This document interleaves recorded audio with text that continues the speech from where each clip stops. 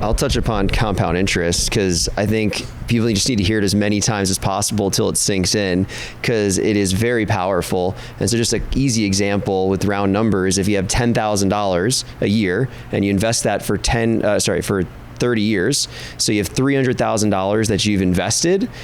I forget the numbers exactly, I think it was an 8% return. You would have $300,000 invested, you have $1.3 million. So taking advantage of compound interest is huge. And if that rate goes up, so we were looking at the numbers just before, if that goes up 1% over that period, that's an extra $300,000.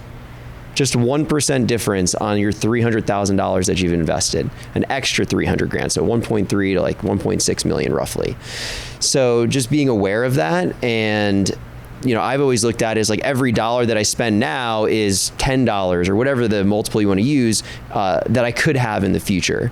And so, quote I used earlier today, a mentor of mine always says is you can have nice things now or nicer things later. And so making some sacrifices in the present so that it could be for something you want to buy later. It could be so you can retire early.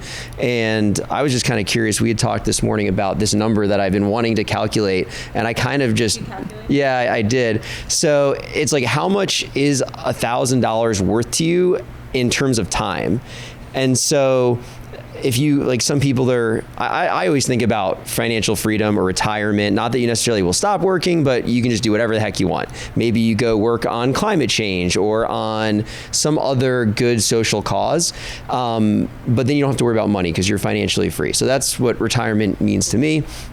Financial freedom. So what if you could take some time off of that? So if you had $1,000 today and you had 30 years, so I think I was just using somebody that's like 30 years old, maybe they're thinking they're retire at 60 and their monthly expenses at retirement are $5,000 a month. So that's what they need to cover every month when they retire.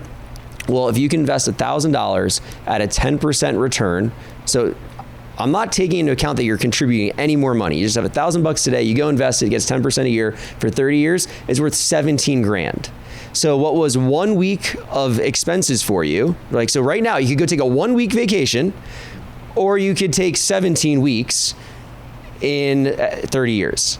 So to me personally, I'd rather have the 3.5 months off and like work an extra week now. So that's how I look at it. So that's the math at 10% with some time.